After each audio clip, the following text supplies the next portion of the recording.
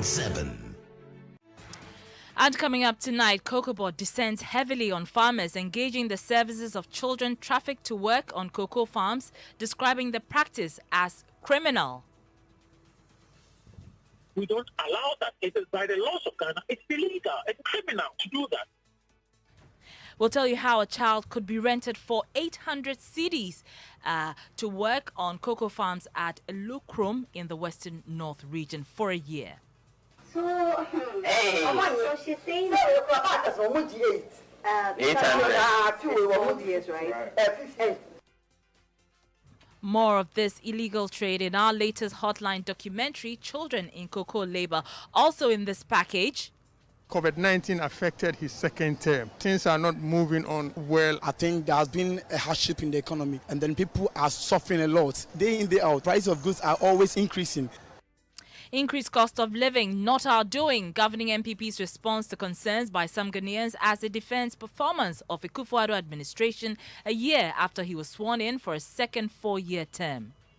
It's been a difficult year, but we're doing well. Increasing cost of living is not just the government's doing. We're actually importing the cost of living from abroad. As Constitution Day is observed today, the National Commission for Civic Education has reiterated its call for review of sections of the Constitution it believes will boost democracy. Appointment of majority of members from Parliament and their roles, I think it will augur well so that we can have proper checks and balances or proper separation of powers of the three arms of government. More from them, plus we'll hear views of the public on the significance of the day. Constitutional holiday, we are only resting. It reminds us of the 1992 Constitution, how it came about. I don't necessarily think that a special day should be designated for a Constitution Day. We have business, and later in the bulletin, that the various faith-based organizations, especially churches, must strengthen our legal department. Some of us have legal department attached to our various churches. churches and faith-based organizations charged to set up functional legal departments following recent wave of police directives on prophecies. We have details as the police service hints of prosecuting pastors who disregarded calls against declaring prophecies on 31st December night. But you see, at the end of the day, what will you get from that? You don't get anything from that. Then that means that you are ganging God, you are ganging the council of heaven, you are ganging the Holy Spirit. We have all these and more in the next 30 minutes. I'm Arba Coombs, and as always, thank you for choosing us. We are your home of independent, fearless, and credible journalism. In our first story, the Ghana Cocoa Board has criticized farmers engaging children trafficked to cocoa farms at Elukrum in the Western North region, describing the practice as criminal. A Joy News investigation titled Children in Cocoa Labor uncovered how a child could be rented for 800 cedis to work on a cocoa farm at Elukrum. The price slightly shoots up for children who are older. Investigative journalist Kwetinate reports this illegal trade is negotiated between the farmers and the family of victims of trafficking. 12 million. 12 million.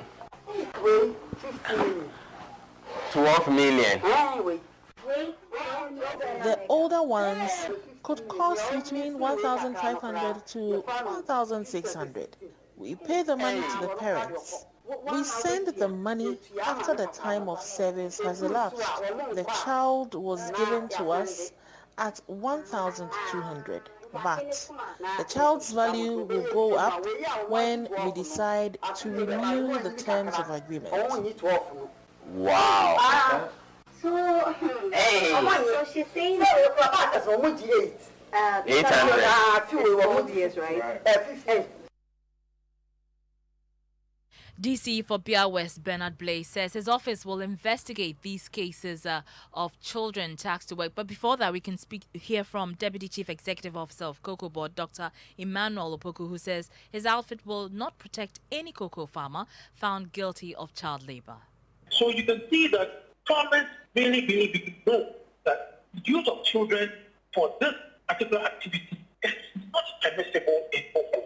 And so, and that is why I said I'm very sad, because I would rather want a situation where the people have not been exposed to this kind of activity against children for you to be talking about. But situations where farmers are very educated, then I can say that it is a deliberate thing by farmers who are doing that. And I want to appeal to Joy. We do not want such issues to be shelved. When it happens like that, we want the news media to cooperate with us and report such matters to the police so that you draw our attention to it. Because look, I am the one in charge of this project. I mean, the child labor thing, and it goes straight to my head. But when somebody said that I should listen, at that time where I was, it wasn't possible like good.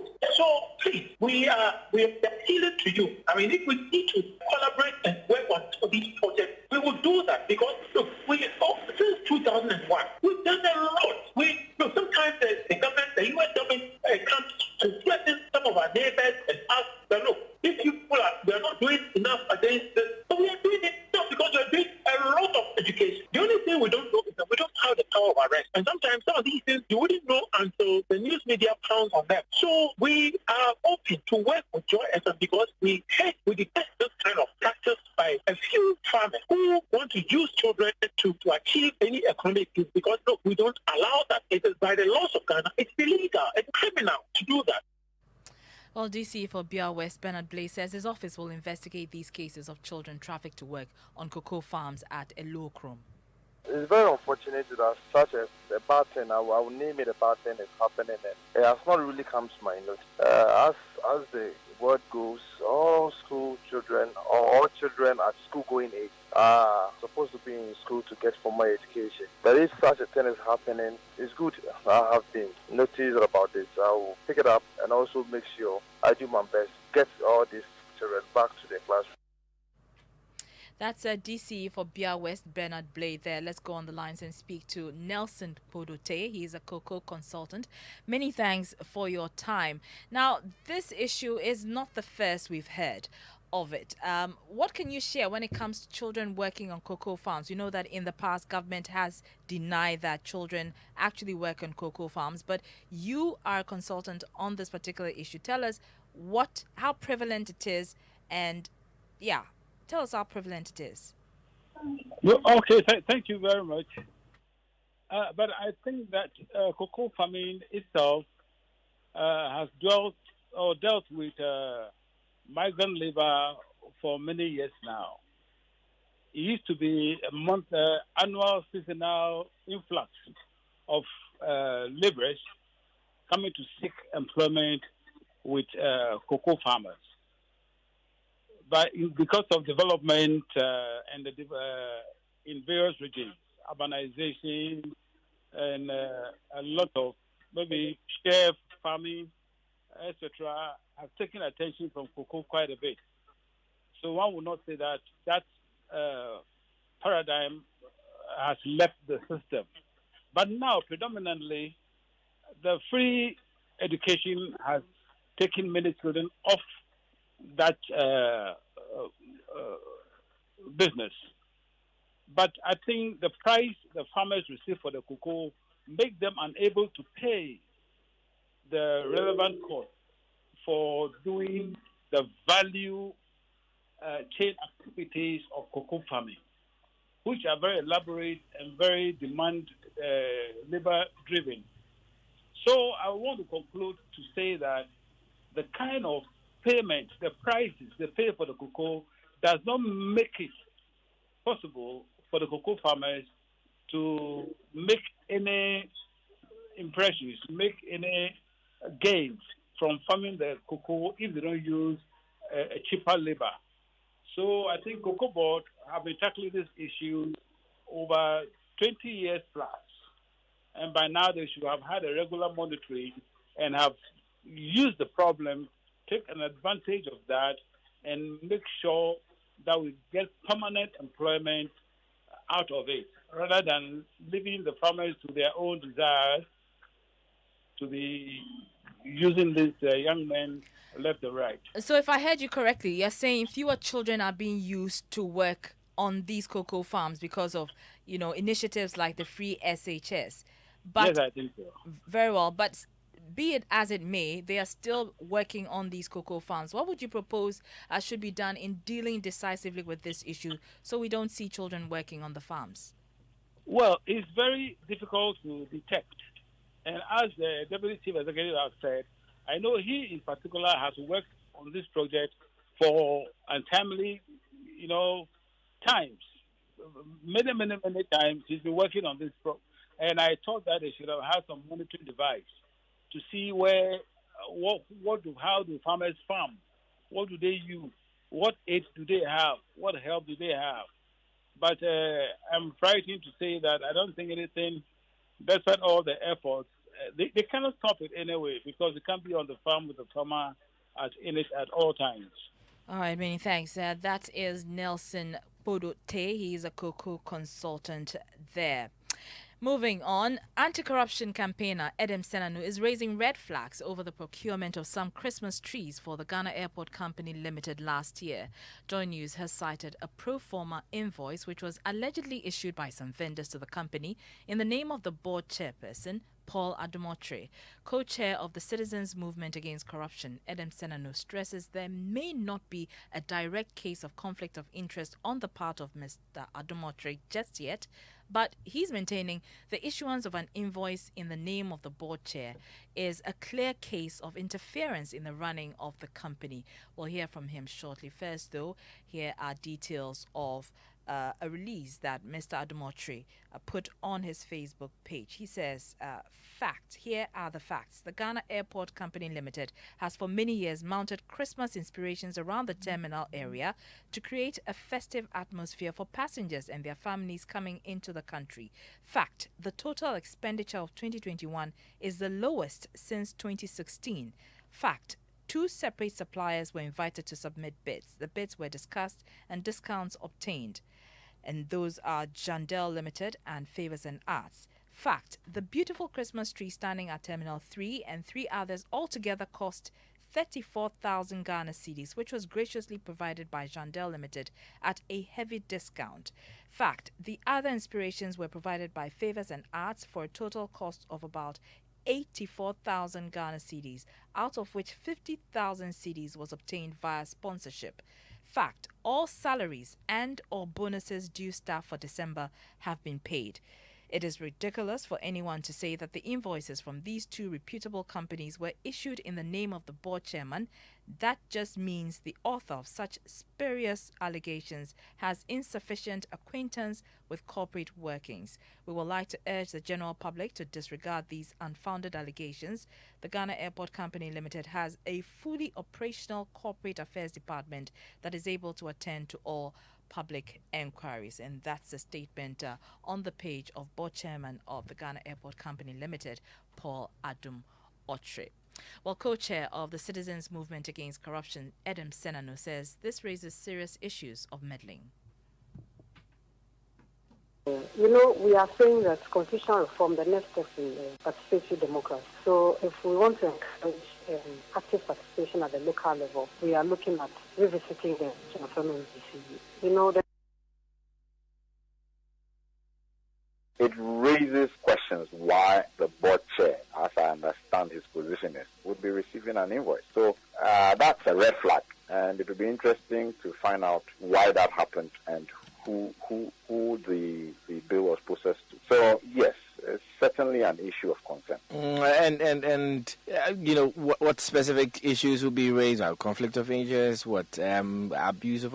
What exactly would we be thinking about now? Well, the issue be what is the interest of the board chair in the procurement of light, etc. for the company, because the board as a strategic organ doesn't get into operational issue. It would appear that the board, or specifically the board chair, is interfering with the normal operational running of the entity. And it will also appear that there is some interest, because this is very unusual. Edem Senanu is co-chair of the Citizens Movement Against Corruption.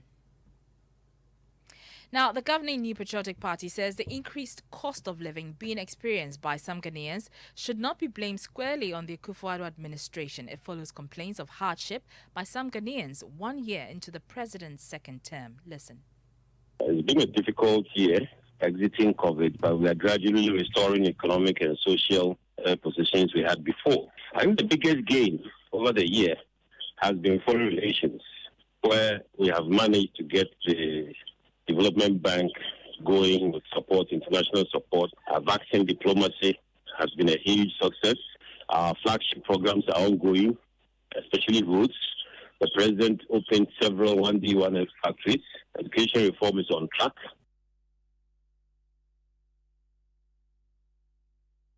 The first term was better, but I believe the COVID-19 affected his second term. So, things are not moving on well as it should have been. Fuel prices are high, but it's all over the world. For the first term, he did very well, and then I think things work out. But the second term seems the way things are going, and then I think there has been a hardship in the economy, and then people are suffering a lot. Yeah, I think, and then there has been inflation is everywhere, and then day in, day out, price of goods are always increasing. People don't have work to do, and then people are suffering. First term is a little better. Second term, not encouraging at all. The governance, the management, the economy. So we hope that he does well. By the time his term ends, he proves something right.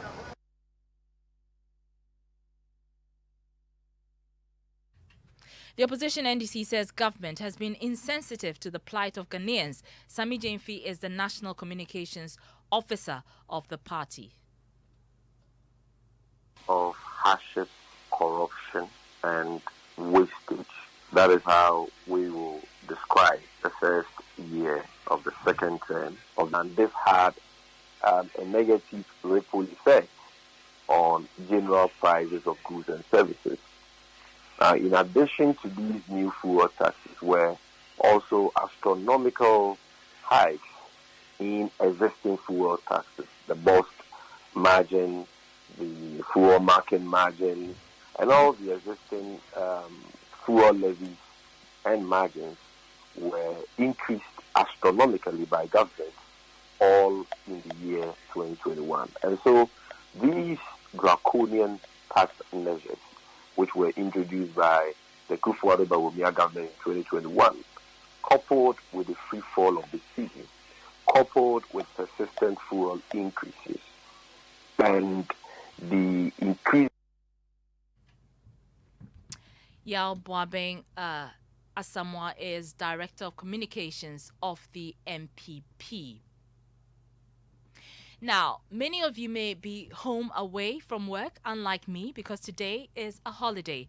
The Constitution Day, which has been declared as such, is observed every January 7. It's to mark the adoption of the 1992 Constitution and also to remind us about the need to ensure that the tenets of democracy, liberty, democratic governance, rule of law, accountability, and constitutionalism are upheld. While the National Commission for Civic Education, the NCCE, is calling for a number of reforms to the Constitution. Top of the issues is the appointment of majority of the members of Parliament as ministers. Here's Director of Communication of the NCCE, Joyce Afutu. We are saying that constitutional reform, the next step is participatory democracy. So if we want to encourage active participation at the local level, we are looking at revisiting the institution of NCCE. The NCCE undertook a recent in 2014, and almost 70% of the citizens want to elect their own MLDC so that they will be accountable to them. So we are asking that if that issue can be revisited, so that we enhance participation at the local level. Then the second issue I raised was the establishment of a democratic fund for all independent governance institutions. So that the institution can truly be independent. You draw your fund and then you undertake your activities. So that's another issue. Then we are also looking at appointment of majority of members from Parliament to form part of the executive. We all know that we are looking at separation of powers. So in order for them to work effectively, if they all are different and they are undertaking their roles, I think it will augur well so that we can have proper checks and balances or proper separation of powers of the three arms of government. Joyce Afutu is Director of Communications of the NCCE. Well, we've been asking some Ghanaians on the streets of Accra their views on the significance of the day. Here's what they had to say. Well, I haven't even thought about today being a constitutional holiday. I'm a businessman and I don't really focus on government business, so I'm not well in tune with the constitutional affairs of the country. Constitutional holiday is a new policy that has been brought into the country. So each and everyone is celebrating it as such. We are only resting. During holidays, you need to be in the house and have a rest. It reminds us of the Constitution, 1992 Constitution, how it came about and the logics behind why they were put in place in the Parliament. For me, I am busy at the office, so I have so much to do and I'm on my way to the office to get my work done. So every day we are expected to live our lives in conformity with what the Constitution states. So I don't necessarily think that a special day should be designated for a Constitution Day, because the Constitution guides our lives every day as citizens. Without a Constitution, definitely there would have been chaos.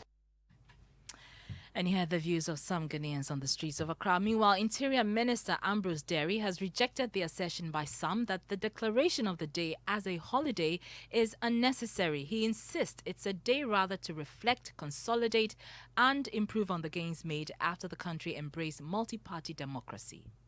What is happening in Parliament now, in the 8th Parliament of the Fourth Republic, is a matter of concern. I say so, and I want to put it in context.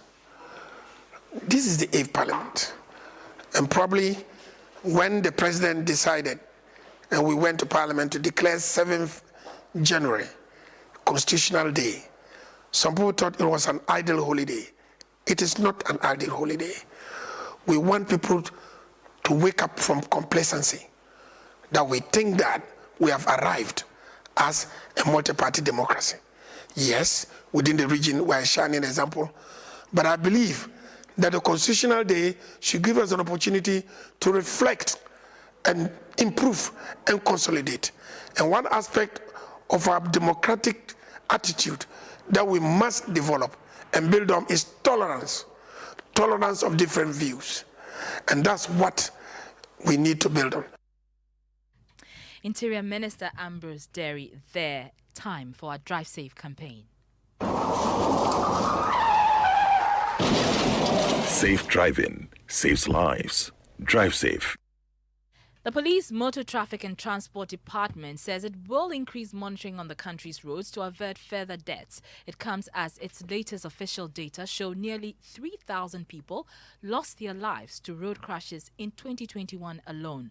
A total of 2,924 people died, representing a 13% increase in the 2020 figure of 2,589 deaths. The Ashanti region was the worst affected, with a total of 606 people losing their lives in the period. My colleague Manuel Coranting has more. Some 15,680 people are battling various degrees of injuries. This is also a 1.05% rise compared to 2020's injury figure, which was 15,517. Now, out of the 2,924 lives which were lost in 2021, 1,266 died through motorcycle-related crashes. Now, 4,758 also got injured through that. There were 2,930 pedestrian knockdowns. So 28,152 vehicles were involved in 2021 crashes.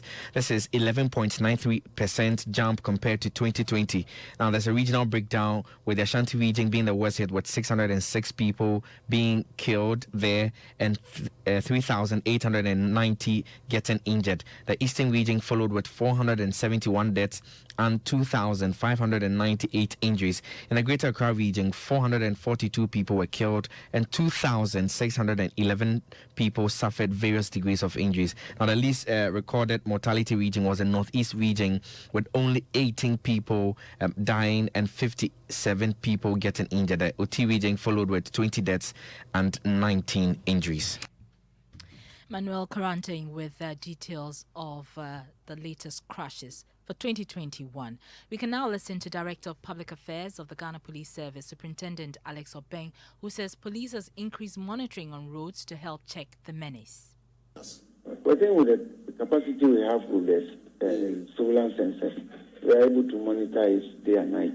Having said that, we have intensified our patrols such that we are not only on horseback at the beaches, and we also on motorbikes. We have enhanced it, and the visibility patrols are enhanced almost everywhere. We have static duty point officers who are also most of them fully armed, to ensure that at strategic locations where crime is likely to occur, we strengthen and make it difficult for those who are willing to have the field day and those who are normal patrols.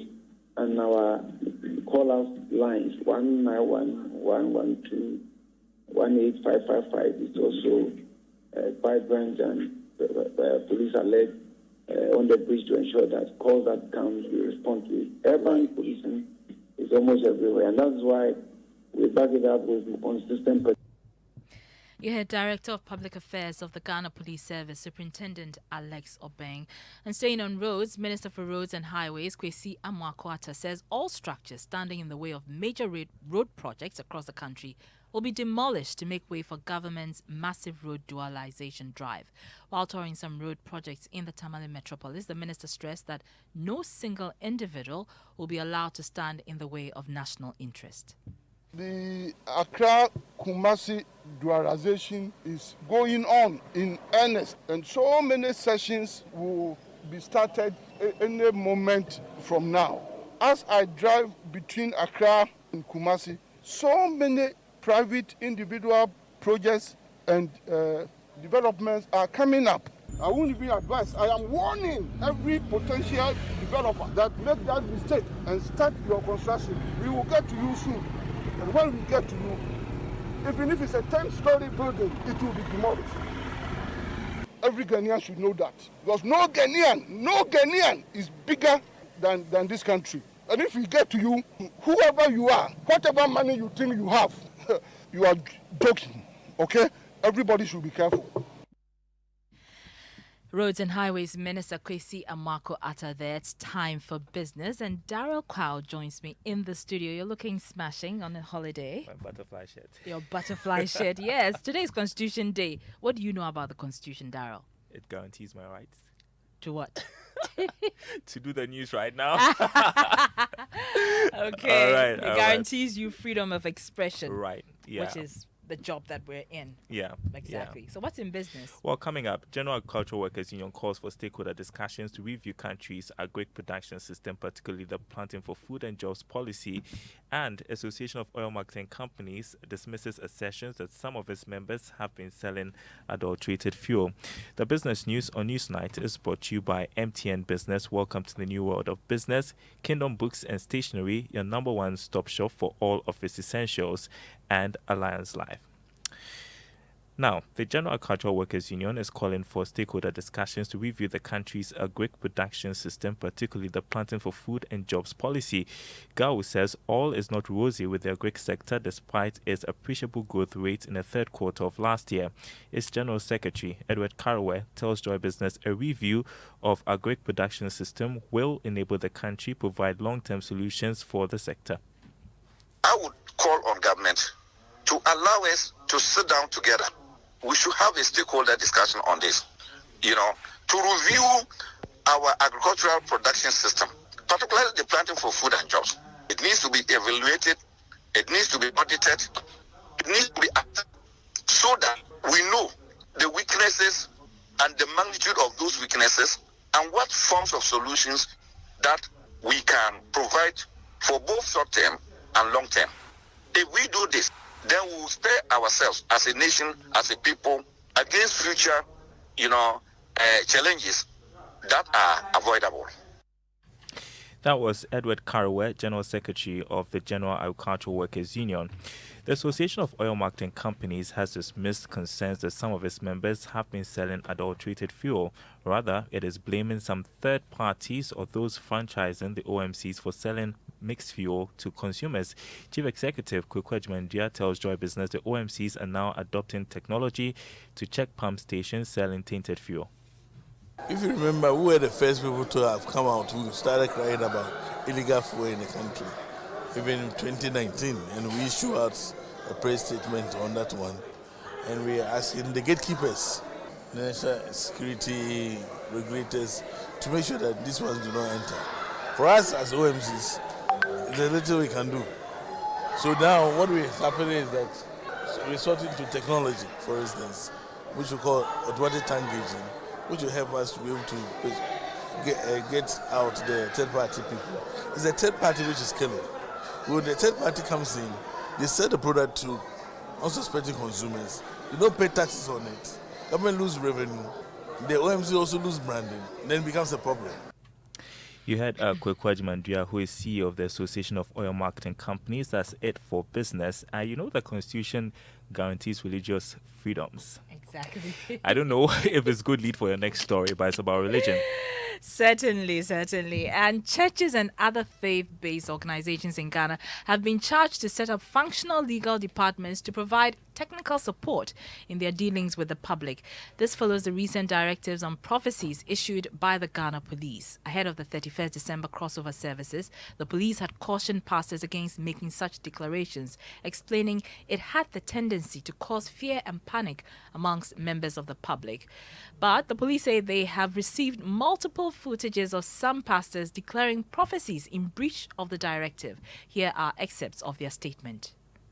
The police statement, signed by Director Public Affairs Superintendent Alexander Kweku-Obeng, said following this initiative, multiple video footages have come to their attention regarding the communication of prophecies on the night of the 31st December 2021.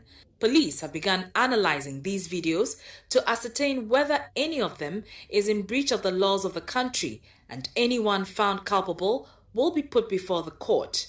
The police also cautioned that the law on publication of information, including prophecies, have the tendency to cause fear and panic or put people's lives in danger, and is not limited to 31st December only, but should be adhered to on a daily basis. It ended by saying it reiterates that the law and the police are not against religious practices or the performance of religious doctrines and beliefs, such as prophecies. However, if such information is communicated publicly and undermines the laws of the state, the relevant laws and sanctions will be applied. Meanwhile, founder of the Prophetic Chapel Hill Prophet Nigel Gacy says the state's attempt to clamp down on some men of God engaging in prophecies amounts to gagging the Holy Spirit. He spoke on Kofi TV. There are certain people that they feel that, oh, these people are too truthful. These people no can ebem. And you're making sure say we'll get them with a long tool of causing fear and panic, and let's treat them harshly. But you see, at the end of the day, what will you get from that? You don't get anything from that. It's rather what is on me and my covenant will fight you. Then that means that you are ganging God, you are ganging the council of heaven, you are ganging the Holy Spirit. Well, reacting to this development, Executive Secretary of the Alliance for Christian Advocacy Africa, Reverend Dr. Kwabena Opuni Frimpong, said churches and other faith-based organizations must set up and run functional legal units to provide technical advice in such instances. Just go around and say that young lady will be raped, and you mentioned her name, that somebody will be gunned down, and we give case that somebody's husband, somebody's father, somebody's son will be gunned down. And you think in the name of God, in the name of spiritual gift, you are right. We cannot be right. And here, moving forward, I will want to recommend that the various faith-based organizations, especially churches, must strengthen our legal department. Some of us have legal department attached to our various churches. So that things that we have taken for granted over the years, we must know that moving forward, it's not like that somebody is persecuting us, but the police service and others are helping us to refine our performance and serve our church members and others better. It is for our own good, and it is for the glory of God, and it will serve the Ghanaian public better. Executive Secretary of the Alliance for Christian Advocacy Africa, Reverend Dr. Kwabena Opuni Frimpong, there, ending the Constitution Day edition of NewsNight. Our top story, Cocoa Board descends heavily on farmers engaging the services of children trafficked to work on cocoa farms, describing the practice as criminal. There's more news on myjoyonline.com. Thank you for your attention. My name is Araba